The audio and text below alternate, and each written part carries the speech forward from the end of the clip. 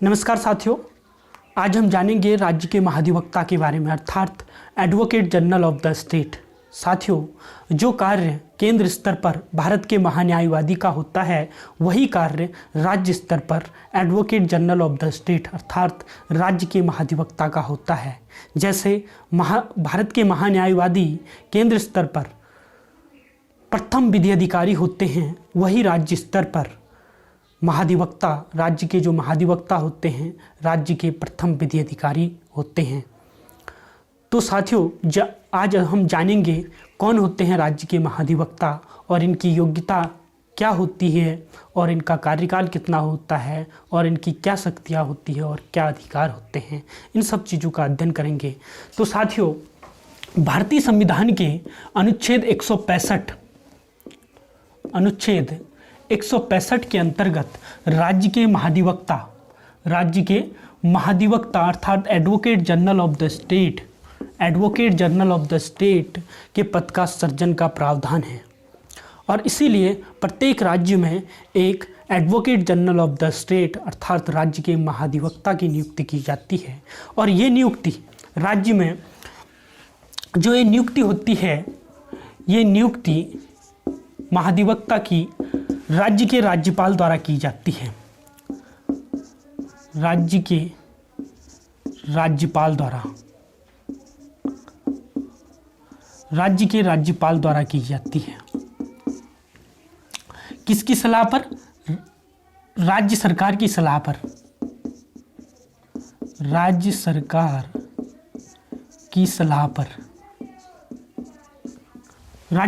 की सलाह पर राज्य के महाधिवक्ता की नियुक्ति राज्यपाल द्वारा की जाती है। और किस व्यक्ति को नियुक्त किया जाता है, इसकी योग्यता क्या होती है? योग्यता जानते हैं साथियों। जो योग्यता हाई कोर्ट के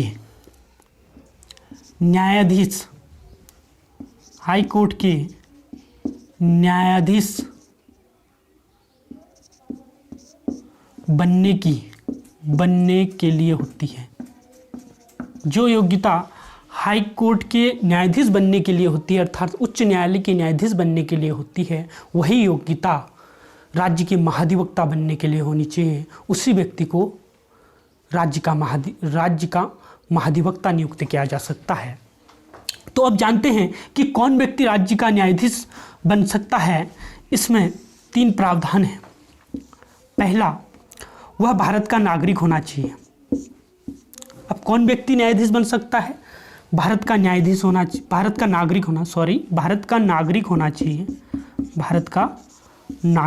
चाहिए। दूसरा है, भारत में कहीं पर भी 10 वर्षों तक न्यायिक कार्य का अनुभव हो।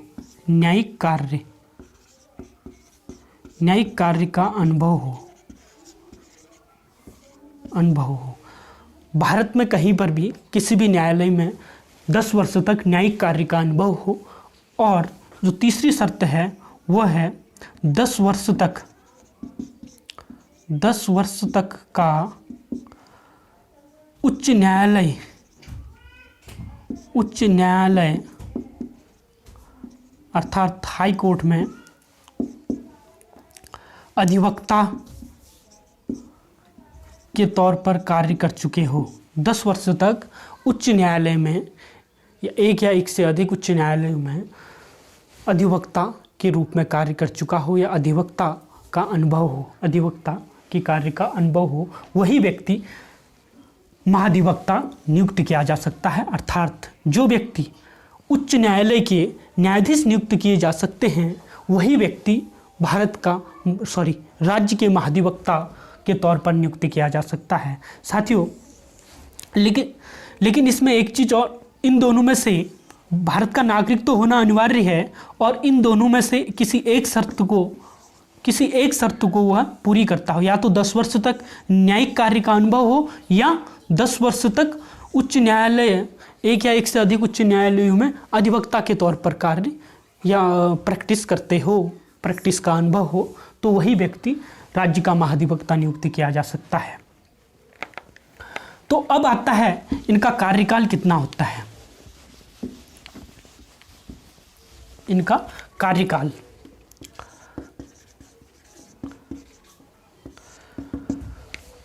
होता है इनका राज्यपाल के प्रसाद पर्यंत। राज्यपाल के प्रसाद पर्यंत। साथियों, केंद्र स्तर पर भारत के महान्यायवादी का जो कार्यकाल था वो राष्ट्रपति के प्रसाद पर्यंत था, और वैसे ही राज्य स्तर पर जो राज्य के महाधिवक्ता होते हैं उनका कार्यकाल राज्यपाल के प्रसाद पर्यंत होता है। राज्यपाल के प्रसाद पर्यंत का अर्थ है कि राज्यपाल का जब तक उन पर विश्वास रहे तभी तक वह अपने पद पर बने रह सकते हैं, अन्यथा उन्हें हटाया जा सकता है उनके पद से, और वो खुद भी त्यागपत्र राज्यपाल को सौंप सकते हैं। त्यागपत्र किसको देंगे? वो अगर खुद हटना चाहे तो राज्यपाल को। किसको देंगे? राज्यपाल को। तो पहली जो शर्त है कि राज्यपाल उन्हें खुद हटा सकते हैं जब राज्यपाल का विश्वास उन पर टूट जाए या उनसे हट जाए। तो जब राज्यपाल के विश्वास पर वो खरे न उतरे तो उनको उनके पद से हटाया जा सकता है, या वो स्वयं त्यागपत्र देकर भी अपने पद से हट सकते हैं। त्यागपत्र वो राज्यपाल को देंगे।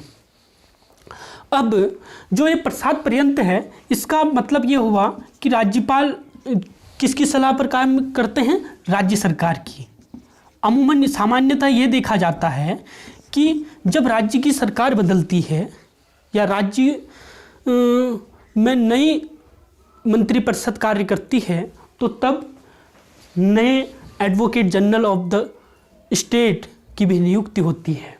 अर्थात जब राज्य की विधानमंडल की विधानसभा भंग होती है या उसका कार्यकाल समाप्त होता है तो उसके पश्चात इनको भी अपना त्यागपत्र देना पड़ता है और नई सरकार अपने नए अधिवक्ता की नियुक्ति करती है। ये देखा जाता है सामान्यतः। अब साथियों, अब इनके कार्य क्या क्या होते हैं? इनके कार्य होते हैं साथियों, एक तो राज्यपाल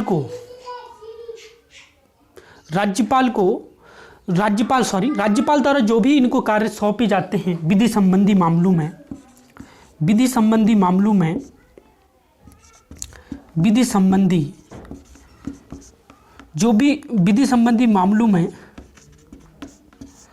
जो भी कार्य सौंपे जाते हैं राज्यपाल द्वारा, विधि संबंधी मामलों में जो भी कार्य राज्यपाल द्वारा इन्हें सौंपे जाते हैं ये उस कार्य को करने के लिए उत्तरदायी होते हैं।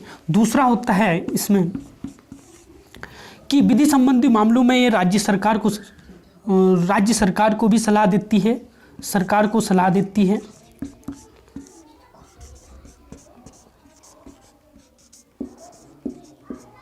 राज्य सरकार को, और उच्च न्यायालय अर्थात हाई कोर्ट में राज्य सरकार की तरफ से पेश होते हैं। तो साथियों ध्यान से सुनने इनके कार्य हैं। एक तो विधि संबंधी मामलों में राज्य सरकार को सलाह देते हैं, दूसरे राज्यपाल द्वारा जो भी कार्य इन्हें सौंपे जाते हैं उन कार्यों को करने के लिए उत्तरदायी होते हैं, तीसरे राज्य सरकार का पक्ष रखने के लिए यह उच्च न्यायालय में राज्य सरकार का प्रतिनिधित्व करते हैं। तो राज्य सरकार की तरफ से पेश होते हैं। और एक पॉइंट और है साथियों, फोर्थ, वह है कि संविधान या किसी विधि द्वारा यदि इन्हें कोई अन्य कार्य सौंपे जाए, अन्य कृत्य सौंपे जाए तो उन कृत्यों को भी पूरा करने के लिए ये उत्तरदायी होते हैं। तो संविधान या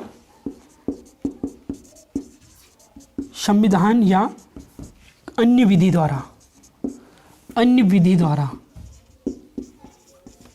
द्वारा कृत्य, जो भी कृत्य सौंपे जाते हैं उनको पूरा करने के लिए भी ये उत्तरदायी होते हैं।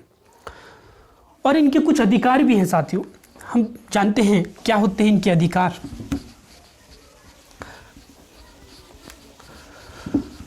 तो इनके अधिकार साथियों, पहला जो इनका अधिकार होता है वो भारतीय संविधान के अनुच्छेद 177 के अंतर्गत, अनुच्छेद 177 के अंतर्गत वो है राज्य विधानमंडल के दोनों सदनों अर्थात विधानसभा और विधान परिषद की किसी बैठक या किसी समिति में बोलने और बैठने का अधिकार होता है। समिति में सिर्फ उसी समिति में बैठने का अधिकार होता है या बोलने का अधिकार होता है जिसके सदस्य या अध्यक्ष के तौर पर उन्हें नियुक्त किया जाता है। और दोनों सदनों में विधानमंडल के दोनों सदनों में विधानमंडल का अर्थ हुआ विधानसभा और विधान परिषद। तो साथियों, जैसे केंद्र स्तर पर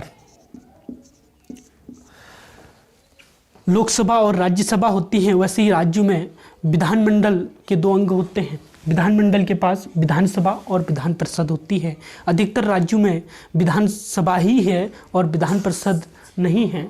इसलिए जो हमारे महाधिवक्ता होते हैं उन्हें विधानसभा और विधान परिषद की बैठकों में या दोनों सदनों में संयुक्त बैठकों में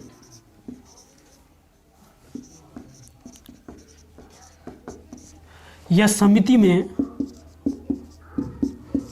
बोलने और बैठने का अधिकार होता है। लेकिन साथियों, इसमें एक चीज़ और ध्यान देने वाली है, इनमें बैठ तो सकते हैं, बोल भी सकते हैं, अपने विचार रख भी सकते हैं, लेकिन मत नहीं दे सकते। मत नहीं दे सकते, अर्थात वोट नहीं दे सकते। अगर किसी विधेयक पर कोई चर्चा हो रही हो, किसी नीति संबंधी मामले में कोई चर्चा हो रही है जिसमें वोटिंग होनी है अथवा मत देना है, तो राज्य के महाधिवक्ता को मत देने का अधिकार नहीं है।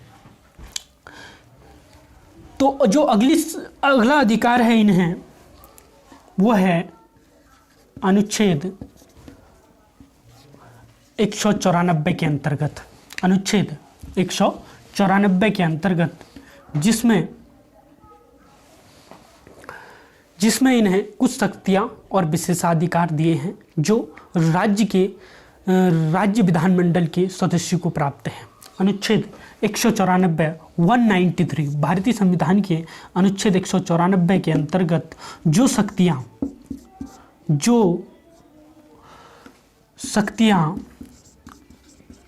शक्तियां विशेषाधिकार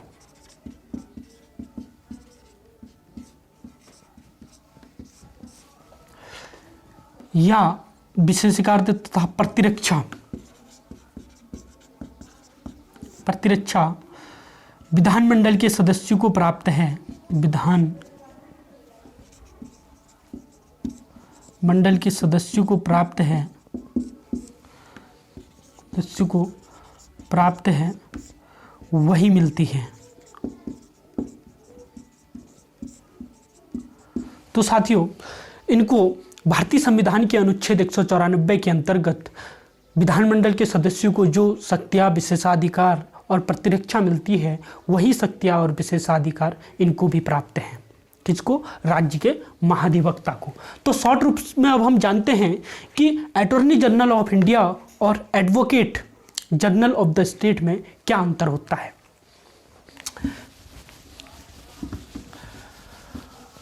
और एक चीज और साथियों, इससे पहले एक चीज और, इनको कितना पारिश्रमिक मिलता है। इनका जो पारिश्रमिक होता है वह राज्यपाल द्वारा निर्धारित किया जाता है। राज्यपाल द्वारा निर्धारित किया जाता है।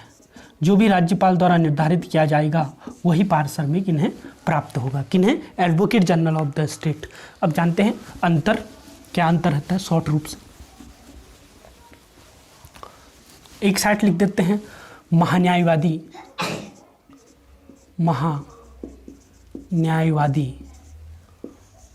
और दूसरी साइड लिखते हैं महाधिवक्ता। महाधिवक्ता,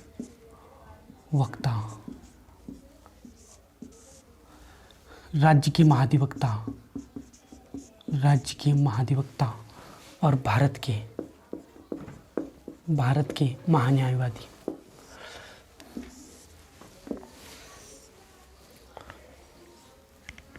और एक चीज देखते हैं साथियों, पहला जो है महान्यायवादी। महान्यायवादी की नियुक्ति कौन करते हैं? नियुक्ति राष्ट्रपति द्वारा। किसके द्वारा होती है साथियों? राष्ट्रपति द्वारा। और महाधिवक्ता की नियुक्ति किसके द्वारा होती है?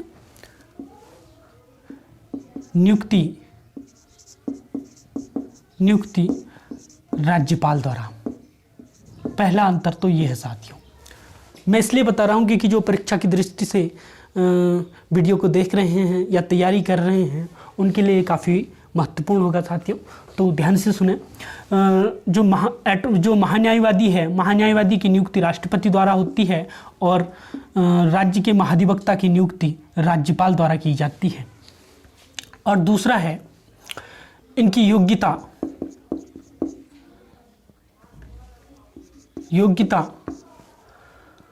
उच्चतम न्यायालय के न्यायाधीश की अर्थात सुप्रीम कोर्ट के जो न्यायाधीश की योग्यता होती है वही योग्यता इनके लिए होती है। और इसमें योग्यता उच्च न्यायालय के न्यायाधीश, उच्च न्यायालय के न्यायाधीश, उच्च न्यायालय अर्थात हाई कोर्ट। जो योग्यता उच्च न्यायालय के न्यायाधीश की होती है वही योग्यता इनके भी वही योग्यता राज्य के महाधिवक्ता की भी होनी चाहिए। अब है इनको पारिश्रमिक। राष्ट्रपति द्वारा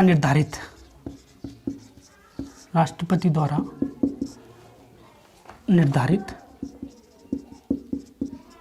और इसमें पारिश्रमिक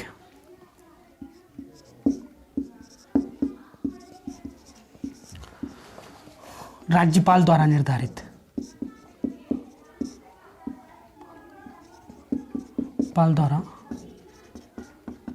राज्यपाल द्वारा निर्धारित। अब आता है शपथ कौन दिलाता है? महान्यायवादी को शपथ कौन दिलाता है? महान्यायवादी को शपथ राष्ट्रपति महोदय दिलाते हैं और महाधिवक्ता को शपथ राज्यपाल दिलाते हैं। अब आता है सलाह किसको देते हैं? सलाह केंद्र सरकार को और इधर सलाह एडवाइस जो देते हैं ये विधि संबंधी मामलों में राज्य सरकार को देते हैं, राज्य सरकार को देते हैं। और इन्हें जो है पूरे भारत में सुनवाई का अधिकार है। सुनवाई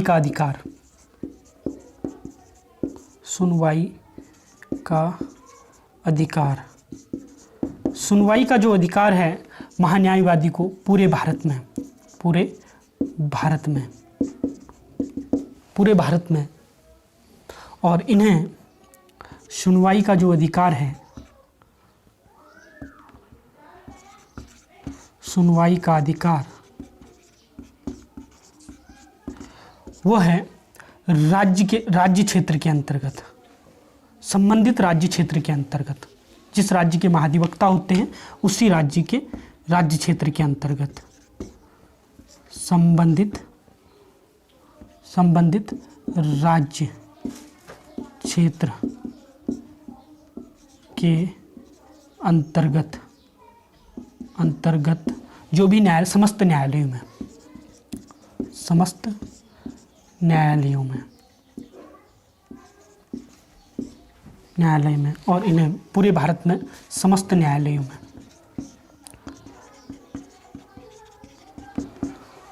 तो साथियों, सुनवाई का अधिकार महान्यायवादी को पूरे भारत में किसी भी न्यायालय में सुनवाई कर सकते हैं और ये जो महाधिवक्ता होते हैं वो सिर्फ संबंधित राज्य के अंतर्गत जो राज्य क्षेत्र हैं उसके अंतर्गत जो भी न्यायालय हैं उनमें ही सुनवाई कर सकते हैं।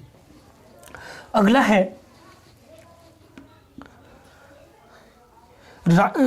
है इनका कि जो सरकार द्वारा राष्ट्रपति द्वारा सौंपे गए कृत्यों का निर्वहन करते हैं।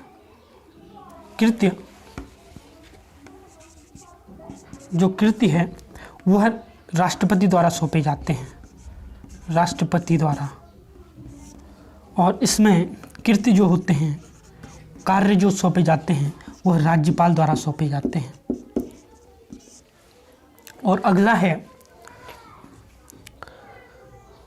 तो साथियों एक बार ध्यान से सुन ले दोबारा।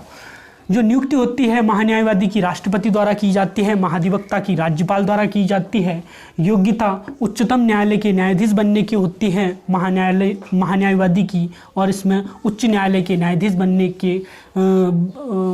बनने की जो योग्यता होती है वही महाधिवक्ता की होती है।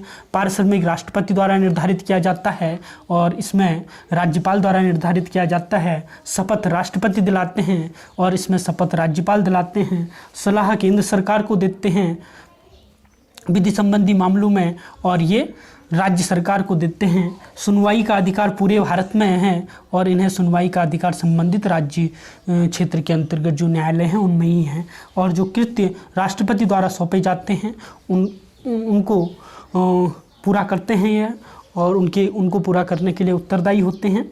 और यह जो होते हैं राज्यपाल, जो भी राज्य सरकार द्वारा कृत्य राज्यपाल द्वारा सौंपे जाते हैं उनको पूरा करने के लिए योग्यता होती है। कुछ और अंतर है उनको देखते हैं।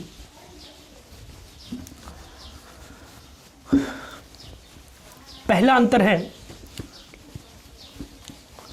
अनुच्छेद 76 के अंतर्गत महान्यायवादी की नियुक्ति होती है और अनुच्छेद 165 के अंतर्गत महाधिवक्ता की नियुक्ति होती है।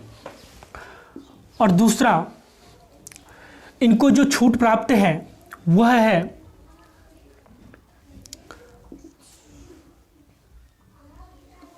जो हमारे संसद सदस्यों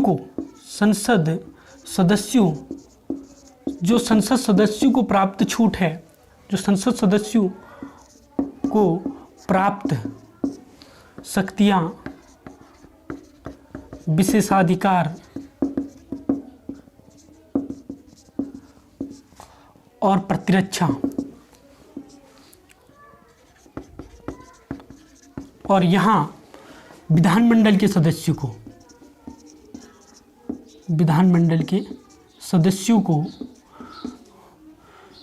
जो भी शक्तियाँ प्राप्त है, जो भी छूट प्राप्त है, छूट मतलब उन्मुक्तियाँ प्राप्त है या विशेषाधिकार प्राप्त है, और सदस्यों को प्राप्त विशेषाधिकार,